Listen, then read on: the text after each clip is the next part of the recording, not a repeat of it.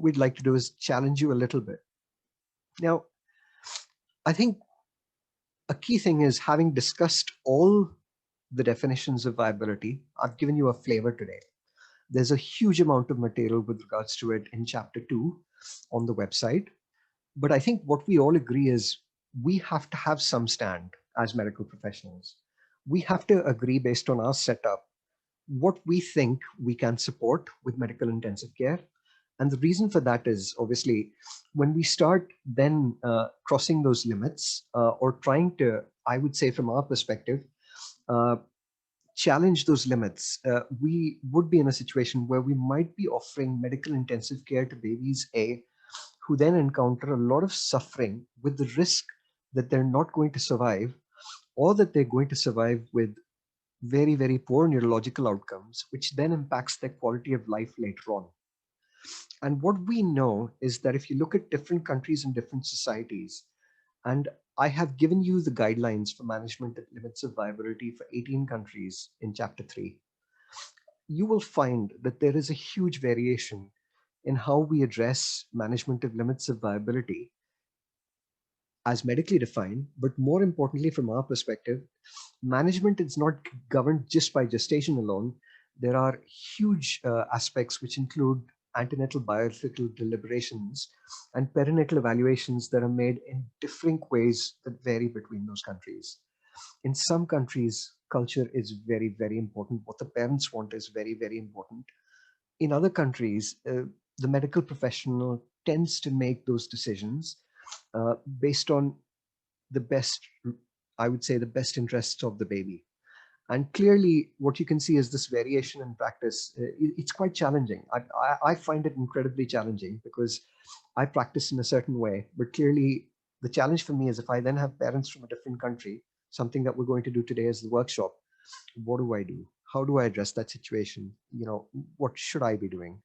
But what we normally say is that for most Western and high-income countries, a decision to resuscitate any baby, say at 22 or 23 weeks, is guided by a perinatal evaluation by us as a team. So that's the obstetric team, the midwifery team, I would say the medical team. If there is other pathology, it might involve other specialists. But clearly, we would have, I would say, bioethical deliberations based on guidance that's available in our setup. We would discuss the potential survival outcomes, neurodevelopmental outcomes for that, I would say, couple, mother-baby dyad, as an individual. And we would try to then speak to the parents and get an estimation of what in their mind they think they would like to do for their baby.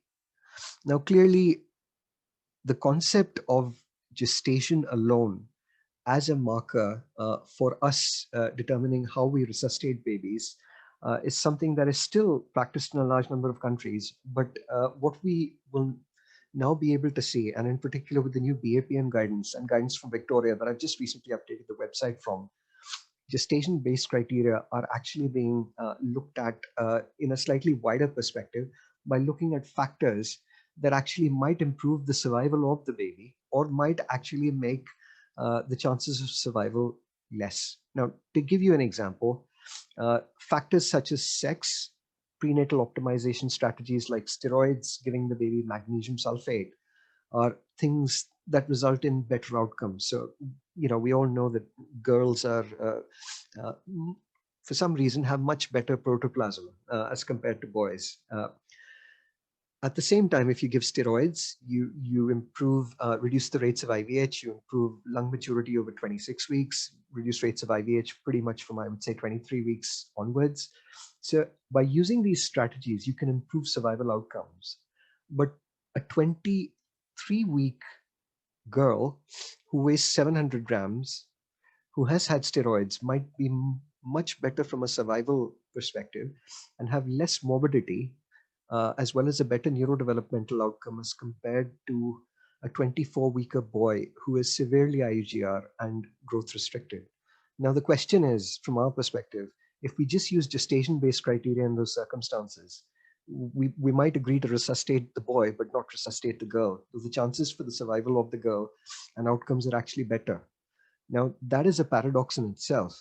So I think a lot of, I would say, neonatologists and ethicists, in particular, a colleague of mine, Dr. Dominique Wilkinson, talks about gestational ageism and the importance of trying to, I would say, individualize the chances of that baby, not just based on its gestation, but by looking at its chances based on factors that either make it better, female, uh, you know, uh, a baby that's well grown, the absence of infection, uh, looking at those factors, and then looking at an active approach to trying to manage that situation by provision of steroids, magnesium sulfate. So again, lots of other factors in addition to gestation to try and quantify what we think is right for that baby and that mother baby dyad. Now, clearly, uh, you know, there are other strategies that are also involved in management of pregnancy, and it might be that those strategies impact the mother's health, and we have to then consider, I would say, the risks to the mother's health of adopting a very active strategy in a baby that's extremely preterm. But what we've got to do is bring this all together, having discussed it as a team, obstetricians, us, the midwifery team, and adopt a decision making strategy that we can then discuss with the parents. Now, at the lower end of the spectrum, what I would say is most guidelines on management of, I would say, thresholds of viability in Western countries espouse what I would call is a shared care decision making approach. And that means that we would speak to the parents in a completely non judgmental way, taking our personal values out of that conversation, taking our personal feelings, our moral distress out of that conversation, trying to give them, I would say, a completely honest opinion about the objective chances for survival of that particular baby, for the potential handicap that it might have in terms of neurodevelopmental outcome, but with the knowledge that being absolutely certain that that will be the case for this individual pregnancy is very, very difficult to predict. The parents would then listen to that. You would give them time, more time if they need, more information if they need, to try and come to a decision making strategy about whether or not they would like resuscitation, especially towards the lower end of the spectrum. And from our perspective, that could end in, I would say, actually three outcomes. I've written two over here. So one of them would be a trial of life. Now, a trial of life would kind of, from our perspective, mean that we, in my setup, I would say we actively manage that pregnancy. An active management for me would mean that, you know, if that baby was 23 weeks, it was a girl, steroided, good size. I think from my perspective, I would definitely recommend steroids. I'd definitely be recommending magnesium sulfate. If there's infection in the background, I would definitely be recommending that we treat with antibiotics. But at the same time, if there's any way that we can get that pregnancy forward without either compromising the mother's health or the baby's health, I would also recommend that we try tocolytics. So the active approach starts even before the baby's born. What we're trying to and aiming to achieve in this particular situation is actually the baby being born in the best circumstances possible so that we can give that baby a good start to life. And then we take over from there and we look at care of the baby from that point onwards, with the knowledge that we can't predict outcomes with certainty. What we've got to agree is, despite our efforts and even giving babies the best possible start, some babies, depending on gestation, will not do so well.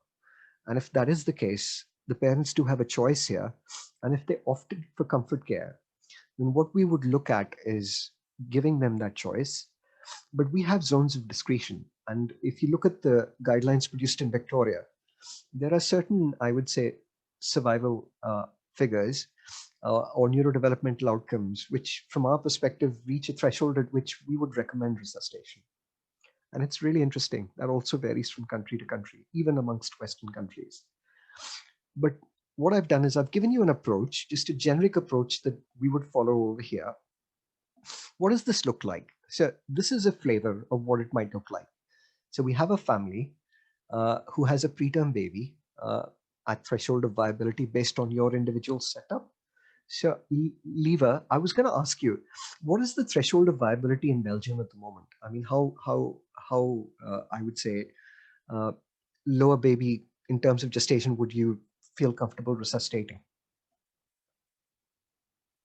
Sorry, you're going to have to unmute yourself, Leva. I'm so sorry. I don't really know for Belgium at the moment. I haven't done there any neonatal medicine since 2015. So at the moment, I don't know. But when I was there, it was 24 weeks. Okay. And if you had parents who wanted resuscitation of a baby at 23 weeks of gestation, what would the approach be? It was in 2015. I think that would not be encouraged. But if the baby was clearly alive, it would probably be tried. Okay. That's great. Just curious again. I mean, for babies at 24 weeks, what would active care be for you in Belgium in 2015? Would that mean steroids, magnesium sulfate? Okay. Yeah. And if the parents didn't want resuscitation at 24 weeks, say, what would your approach be? Would you be comfortable with that in 2015? If I've had one case like that in 2015, it felt very uncomfortable, but I don't think we would have been successful even if we had tried to resuscitate that baby in that case. But it felt odd because we had to be in the delivery room and just be there and not do anything. Well, we ended up drying the baby and wrapping it up, but yeah, it felt strange, but that was not a baby that had survived even if we had tried. So I can give you an example of a similar situation from the UK where we had parents at 24 plus weeks of gestation who were very uncomfortable having a baby with any disability. Now, the problem is when we antenatally counsel parents like that, even if the pregnancy carries on, there is a small risk of disability even at 28 weeks. Now, it would make us, and I'm sure you'd be very uncomfortable not resuscitating a baby at 28 weeks. So the question is, why should that change at 24 weeks? Now, I think the question there is, it's looking at that pregnancy like you did as an individual and looking at everything and actually trying to quantify survival. And in our situation, what we had was quite severe oligohydramnios, very severe. What we also had was very severe and significant APH that had been there from a very early time in gestation, as early as about 15 weeks, countered by the fact that, we had other factors, all of which, meant that actually 2 neonatologists and 2 obstetricians agreed that we would be supportive of that approach. And this is in 2011. So, what I'd say is that, it wasn't different for us at that time, as it was for you. Gautam, can you hear me? Okay, Gautam might not be able to hear me. Emmanuel, can you hear me?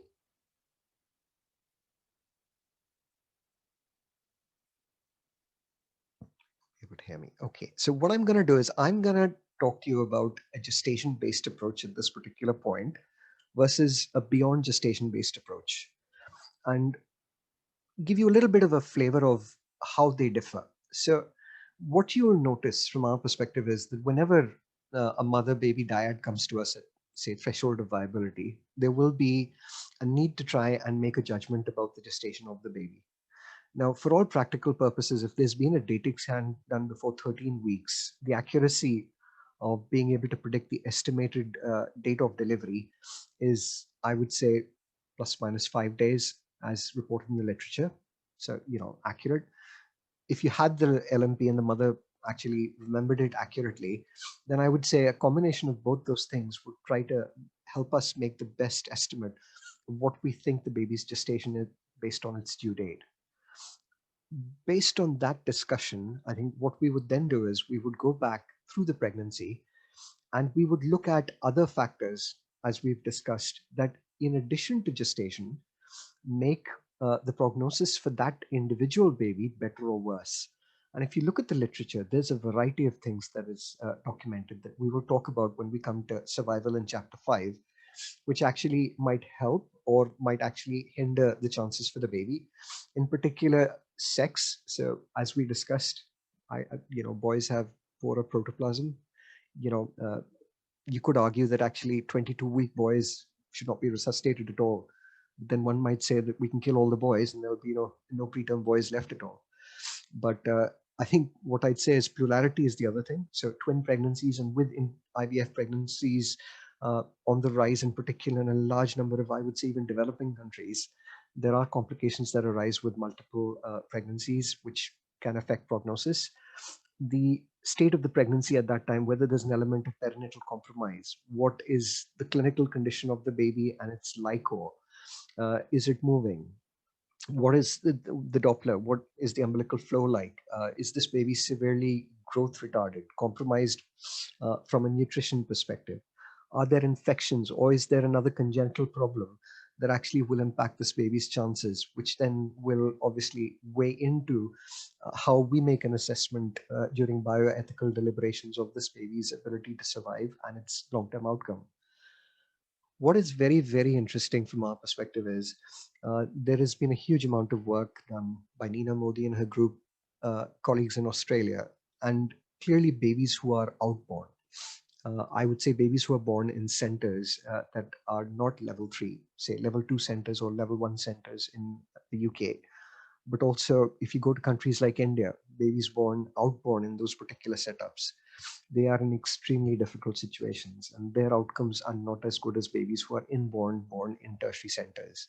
So while there has been a huge move to try and centralize delivery of babies at extremes of viability, there has to be a recognition that this is not possible in certain countries. I mean, in India, my tertiary center had a catchment of nearly, I would say, 4,000 miles. That's massive. So we have no neonatal transport. So if you have a preterm baby delivering in a level 2 center, it's going to live and die over there. But if you're in the UK, say, for example, people would try to optimize and allow delivery in a tertiary center by shifting the mother there. The question from our perspective is, what if a 22 or a 23 weeker in the UK delivered outborn? How would you approach that? What would your recommendations be, especially if you can't move the mother? So all of these factors, in addition to gestation, impact our discussion with the parents. Now, we discussed the outcomes. So there could be a decision for a trial of life. There could be a decision for palliative care, say at 22 to 23 weeks. I think if you come to the UK, what you'll find is most of us would opt to resuscitate babies at 24 weeks if, given the options. But more importantly, there might be special considerations in situations where you might opt to terminate a pregnancy if it's legal in your setup. And, if you want to start resuscitating a 23-week or a 24-week baby with a left-sided congenital diaphragmatic hernia, the outcomes for a male baby like that will be less than 5% survival. So experience says that you've got to contextualize all these factors and then come to a decision about how you're going to manage the pregnancy, discuss that with the parents. And I've got 4 approaches that I'm going to take you through here, one of which is current, 3 of which are current actually, and one of which is slightly old.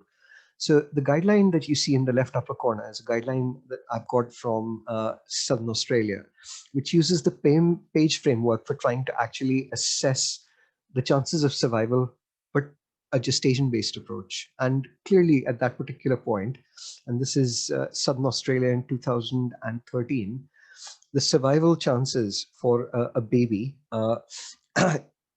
provided with intensive care at about 22 weeks was less than 10%. So for them at that particular stage, treatment was not indicated. So life-sustaining treatment would not usually be provided. On the other hand, to give you a flavor, the Victorian guidelines have just been published in 2021 and been made available to me by Rosemary Boland from Victoria. What they say is that actually we have to take an approach which does not consider gestation in isolation, but actually considers things like place of birth, the estimated weight, sex, plurality, presence or absence of congenital abnormalities, and perinatal optimization. And actually then consider the chances of the baby. And actually, if you had a well-grown baby at 22 weeks, say, of gestation, who is 22 plus 5, who's a girl, and if you look at the guidelines, then they would actually recommend active intervention based on bioethical deliberations to that family.